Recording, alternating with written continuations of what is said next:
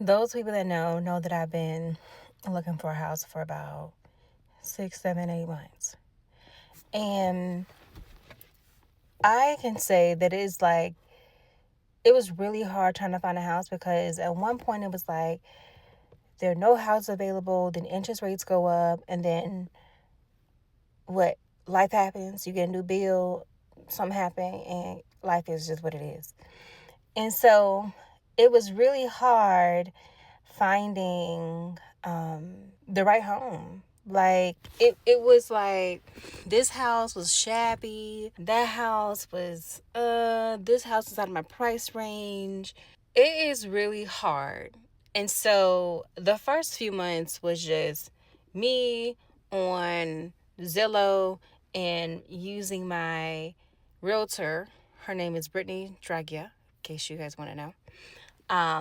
To just help me find like houses. Like I was like, first of all, you gotta figure out where you want to live. Like, what city do you want to be in? And I'm like, well, I like this city because it's cheaper. This city, you go up here, it's more expensive. And I'm in Northern Virginia, so I'm like, at some point in time, what I'm not about to be in is Loudoun.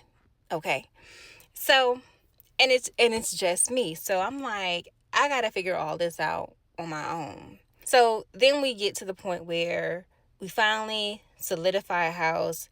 Found it. I thought it was really nice. It was just like moving ready. And then my lender was like, Miss Matthews, those particular houses don't qualify for what you've qualified for. And so I was like, first of all, like, aren't all houses treated equally? Like, y'all discriminating. But at the same time, I was like, okay, so she said, you're going to have to move to these cities in order to, qualify for this loan. So I'm like, all right.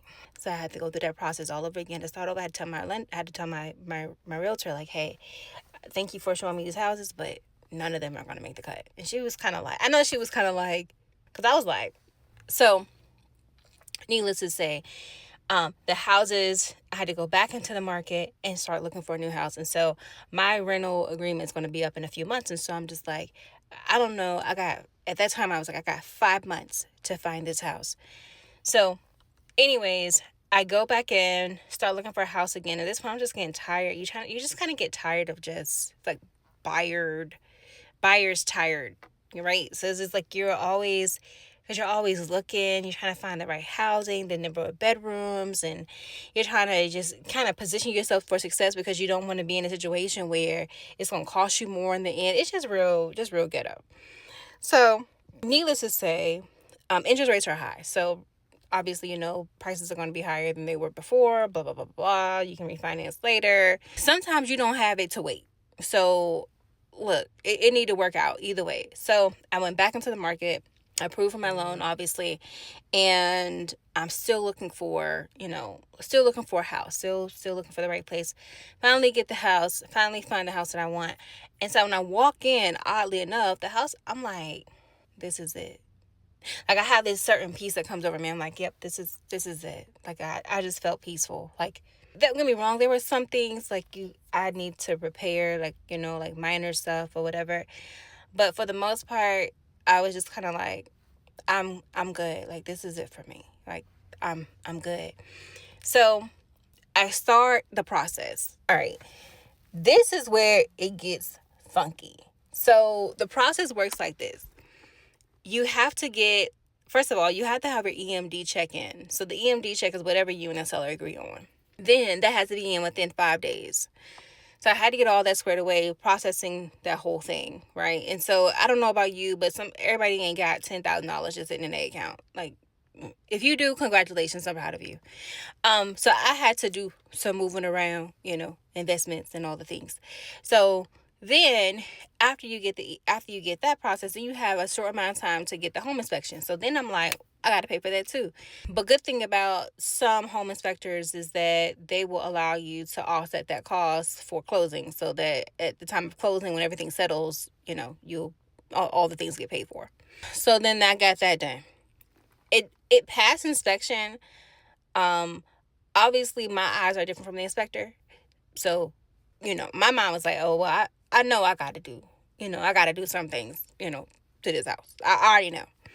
So And I say that because I came from apartment living. So apartment living, when I moved into an apartment, every one of them were just like freshly painted, just all the utilities, everything working, everything looked real good. Just, it was perfect like when I first moved in. But now when I'm a homeowner, I'm like, oh, there are things that I have to build this property up to get it to where I want it to be.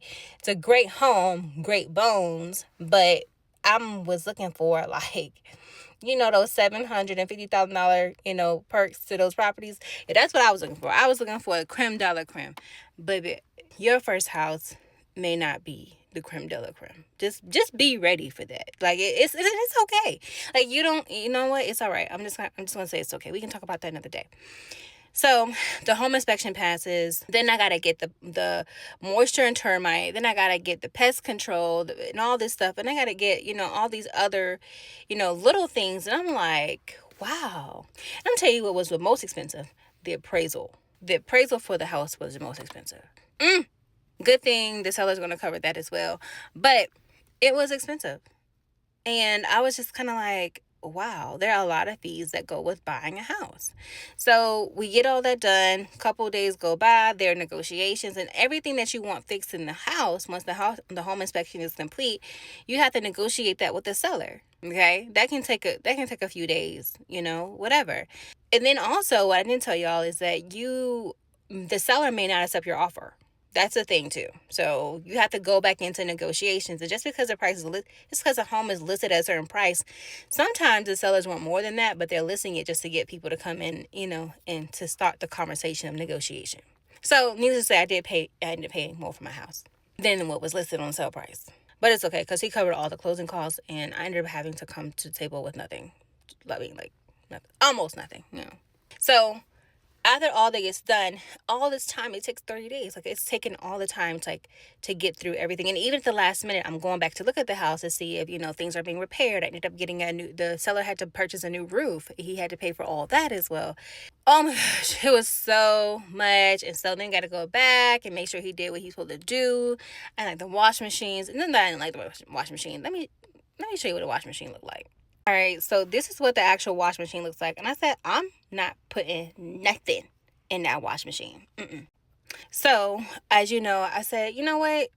Just take it. I don't want this wash machine. I don't know how to put it back together if I break it down one more time. I don't even know, I'm not going to try to figure this out. Just take it. Just take the wash machine and I'm going to buy a new one, doggone it. I don't want it. So, needless to say, I'm getting ready to purchase a whole new washer and dryer. The good thing is about all this thing is I don't have to pay my mortgage for 2 months because that's the way that I structured my deal. Who would have known that I could have did something like that? Only God. That's a God. God really want me to have this house.